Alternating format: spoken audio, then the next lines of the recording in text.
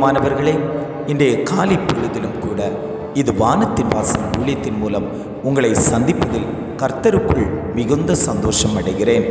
அநேகர் அன்புக்காக, பாசத்துக்காக என்னிடத்தில் யார் அன்பாக பேசுவாங்க, என்னிடத்தில் யார் அன்பாக இருப்பாங்க, நான் யாரை சிநேகிக்கணும், என்னுடைய புருஷன் என்னை சிநேகிக்கவில்லையே, என்னுடைய பிள்ளைகள் என்னை சிநேகிக்கவில்லையே, என்னை ஒதுக்கி வைத்தது போல் இருக்கிறார்களே என்று அநேகர் தேவ சமூகத்தை நோக்கி முறையிட்டு கொண்டிருக்கிறார்கள்.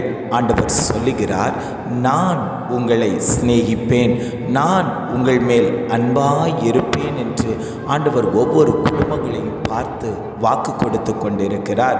இன்றைய காலை பொழுதிலும் கூட ஆண்டவர் நமக்கு தரக்கூடிய நல்ல வார்த்தை என்னவென்றால், மல்கியா 1ஆம் அதிகாரம் 2ஆம் வசனத்தின் முதல் பகுதி இவ்வாறாக சொல்லுகிறது, நான் உங்களை சிநேகித்தேன் என்று கர்த்தர் சொல்லுகிறார். வசனம் இவ்வாறாக சொல்லுகிறது, நான் உங்களை சிநேகித்தேன் என்று கர்த்தர் சொல்லுகிறார். ஆண்டவர் சொல்லுகிறார், ஜனங்களை பார்த்து, நான் உங்களை சிநேகித்தேன், நான் உங்களை அன்பு செய்தேன், நான் உங்களுக்கு பாசம் காட்டினேன், நான் உங்களை அரவணைத்தேன் என்று குடும்பங்களை பார்த்து ஆண்டவர் சொல்லி கொண்டிருக்கிறார். அநேகர் அன்புக்காக, பாசத்துக்காக அநேகரை தேடி ஓடிக்கொண்டிருக்கும் போது ஆண்டவர் சொல்லுகிறார், நான் உன்னை சிநேகித்தேன் மகனே, நான் உன்னை அன்பு செய்கிறேன் மகளே என்று ஆண்டவர் குடும்பத்தை பார்த்து பேசிக்கொண்டிருக்கிறார். தேவன் அன்பாகவே இருக்கிறார். ஆவியின் கனி அவரிடத்தில் இருக்கிறது. அந்த ஆவியின் கனி நம்முடைய குடும்பத்தில் பகிரப்படும் போது ஆவியின் கனிகளில் முதன்மையான கனியான அன்பானது நம்முடைய குடும்பத்தில் தங்கி தாபரிக்கப்படும். ஒரு சிநேகிதனை போல ஒரு அன்பு காட்டக்கூடியவர்கள் யார் இருக்கிறார்கள் என்று அநேக குடும்பத்தில் பிரச்சனைகள் உருவாகி கொண்டிருக்கிறது. என்னுடைய குடும்பத்தில் பாசம் காட்டுவதற்கு ஒருவரும் இல்லையே, என்னுடைய குடும்பத்தில் அன்பு செய்வதற்கு ஒருவரும் இல்லையே, நான் என்ன செய்வேன்? என்னுடைய அன்புக்காக அநேகர் ஏக்கத்தோடு இருக்கும்போது அந்த அன்பை வெளிப்படுத்த முடியாமல் தவித்து கொண்டிருக்கிறேனே என்று அநேகர் ஏக்கத்தோடு, பாரத்தோடு தேவ சமூகத்தில் எனக்கு ஒரு அன்பு கிடைக்காதான்னு பார்த்து கொண்டிருக்கக்கூடிய ஜனங்களை பார்த்து ஆண்டவர் சொல்லுகிறார், மனிதர்கள் உன்னை சிநேகிக்க மாட்டார்கள், உன்னை பெற்றெடுத்த பிள்ளைகள் உன்னை சிநேகிக்க மாட்டார்கள், உன்னுடைய குடும்பத்தார் உன்னை சிநேகிக்க மாட்டார்கள், உன்னுடைய கணவன் உன்னை சிநேகிக்க மாட்டான், உன்னுடைய புருஷன் உன்னை சிநேகிக்க மாட்டான், உன்னுடைய மனைவி உன்னை சிநேகிக்க மாட்டார்கள், நண்பர்கள் உன்னை சிநேகிக்க மாட்டார்கள். ஆனால் கர்த்தராகிய நான் உங்களை சிநேகிப்பேன், நான் உங்களுக்கு பாசம் தருவேன், நான் உங்களுக்கு அன்பை காட்டுவேன் என்று ஆண்டவர் குடும்பங்களை பார்த்து பேசி கொண்டிருக்கிறார். அநேகர் நான் அன்பு செய்கிறேன், நான் உன்னை சிநேகிக்கிறேன் என்று வார்த்தையால் பேசிவிட்டு நம்மை விட்டு அவர்கள் தாண்டி போகும்போது நமக்கு வேதனையைத்தான் தருவார்களே தவிர நம்முடைய இருதயத்திற்கு சந்தோஷம் கிடைப்பதில்லை. நாம் அநேகரை சிநேகித்திருப்போம், நண்பர்கள் என்ற முறையில் சிநேகித்திருப்போம். ஒரு காலகட்டத்தில் அந்த நண்பன் நம்மை விட்டு பிரியக்கூடிய சூழல் வரும். அம்மாவை சிநேகித்திருப்போம், அப்பாவை அன்பு செய்திருப்போம். அவர்கள் ஒரு காலகட்டத்தில் நம்மை விட்டு பிரியும் போது நமக்கு வேதனை உண்டாகும். ஆண்டவர் சொல்லுகிறார், அவர்கள் எல்லாரும் உனக்கு வேதனைகளை கொடுத்தாலும் நான் உன்மேல் அன்பாயிருந்து, நான் உன்மேல் சிநேகமாயிருந்து கடைசி காலம் வரைக்கும் நான் உன்னோடு கூட வருவேன் என்று ஆண்டவர் வாக்கு கொடுக்கிறார்.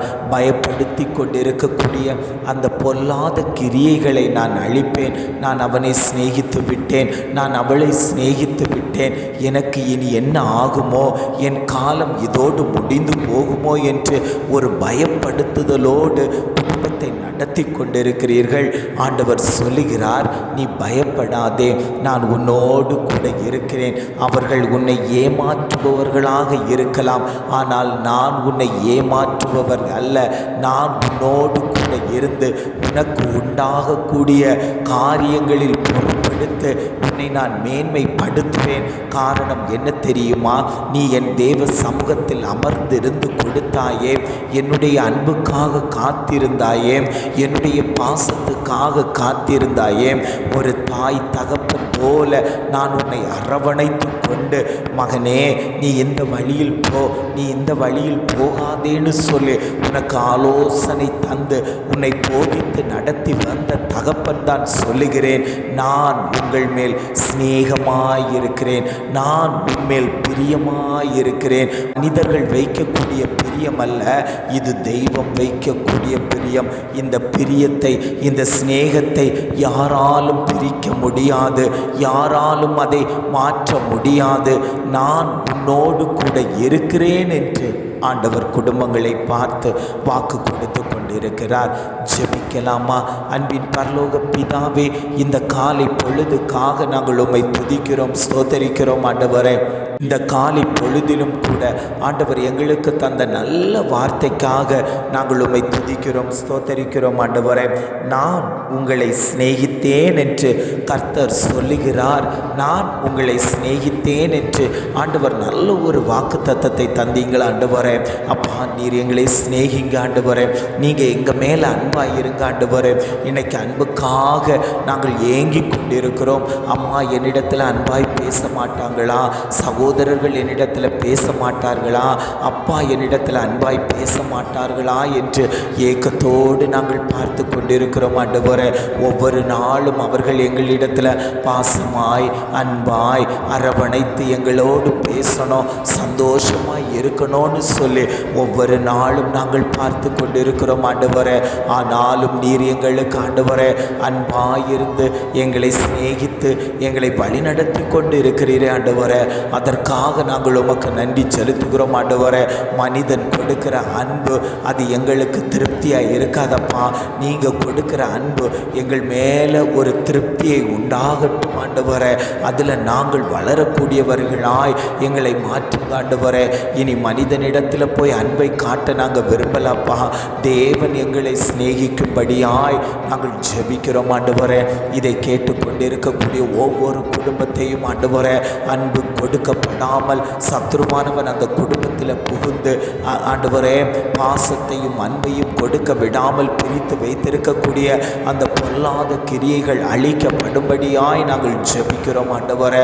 அந்த குடும்பத்தில் தேவன் எழுந்தருளும்படியாய் நாங்கள் ஜெபிக்கிறோம். அந்த குடும்பத்தில் அன்பு விதைக்கப்படட்டும். ஆவியின் கனி ஊற்றப்படும் போது அவர்களிடத்தில் இருக்கக்கூடிய மாம்சத்தின் கிரியைகள் அகற்றப்படுமே ஆண்டவரே. அவர்களை மேன்மைப்படுத்துக்கம்பா, உயர்த்தி வைங்க ஆண்டவரே. அந்த குடும்பம் செழி தோங்கும்படியாய் நாங்கள் ஜெபிக்கிறோம். ஆவியானவர் பெரிய காரியங்களை செய்ங்க ஆண்டவரே. நான் உங்களை சிநேகித்தேன் என்று சொன்ன நல்ல தகப்பன் ஆண்டவரே. ஐயப்பா, நீர் எங்களை சிநேகித்து கொள்ளும்படியாய் நாங்கள் ஜெபிக்கிறோம். எங்களை தாழ்த்தி தருகிறோம். துதி கன மகிமை எல்லாம் உமக்கே செலுத்துகிறோம். மீட்பர் இயேசுவின் மூலம் ஜெபம் கேளும் நல்ல பிதாவே. ஆமேன், ஆமேன்.